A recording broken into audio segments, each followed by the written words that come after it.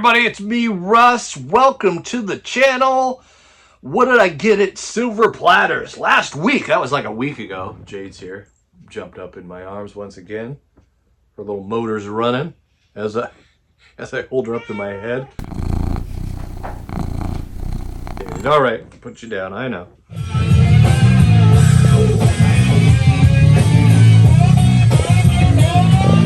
Digging at Silver Platters, the big old Silver Platters there.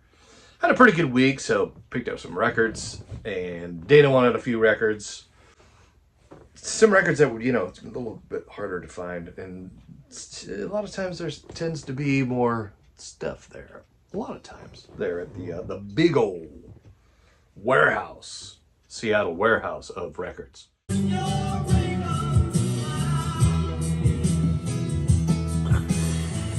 That's right, number one on the list.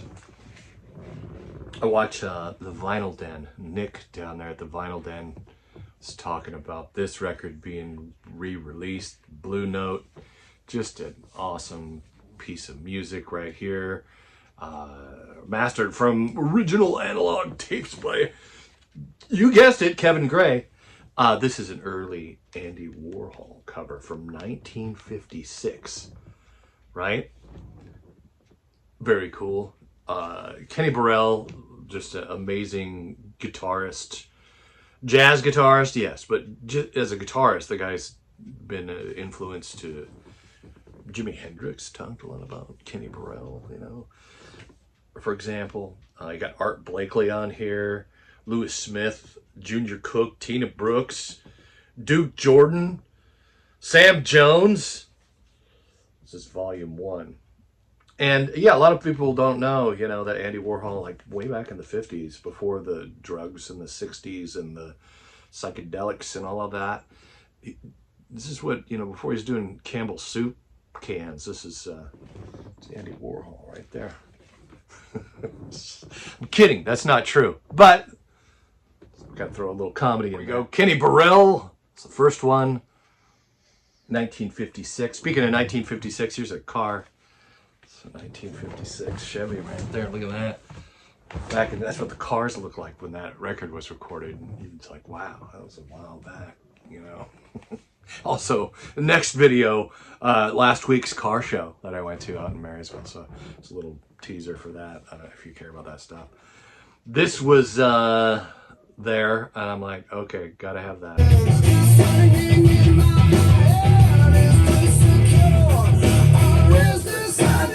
There was like 2 left.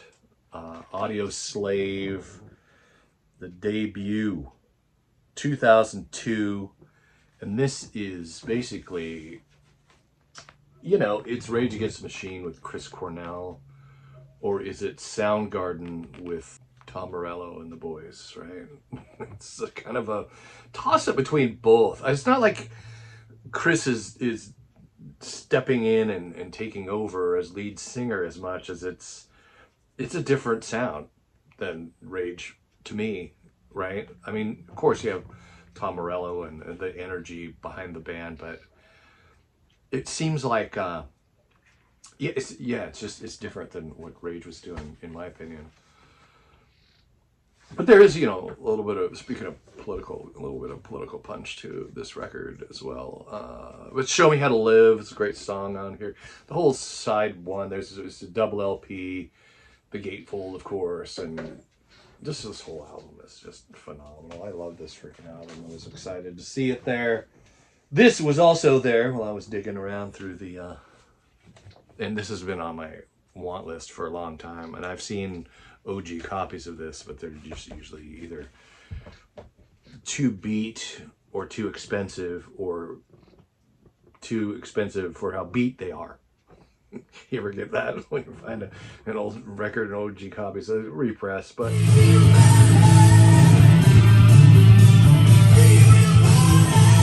I love this album. This is 1984. We saw Judas Priest, me and some friends, back in 86, the Turbo tour, and they played a lot of songs from here. We also saw they were part of the whole Monsters of Rock thing, and we went to that too. And yeah, I believe they were. I'm pretty sure. I'm trying to remember. But I remember seeing Judas Priest in the 80s around that time. It felt like a couple of times, right? They hit the stage at the Tacoma Dome back there, back in the day. And boom. Another one. This was I was excited to see on the shelves. And I've seen this record a lot, right? We probably all have, but here we are. Neil Diamond, Hot August Night. And we watched the movie Song Sung Blue, which is a song that the movie was named after. It's not so much about Neil Diamond as it is a tribute band, and it's a true story. And yes, Pearl Jam is involved. So I recommend it if you haven't seen it. And it just kind of got Dana and I were like into Neil Diamond music again, right? Right, love? Mm-hmm. This is a great film. A lot of Neil Diamond and a lot of these songs, especially that are on this. This is a live album. I'll show you this. This is, and the wax on this is really great shape. But usually when I see this album, it's just not, it's kind of beat, right? They have this cool, not just a gatefold, but, right? Look at that. You got this, and then you got this. Boom. Neil up there doing his thing. And I like this picture on the cover because most Neil Diamond albums, like, he kind of looks like he could be doing your taxes, right? I mean, he looks like a cat that could be like selling you car insurance or something. But this cover, he looks like a freaking rock star. That's Neil Diamond. What? Look at him. He's got doing the air guitar or something. He's like, look at his hair. He's all freaking rock starred out.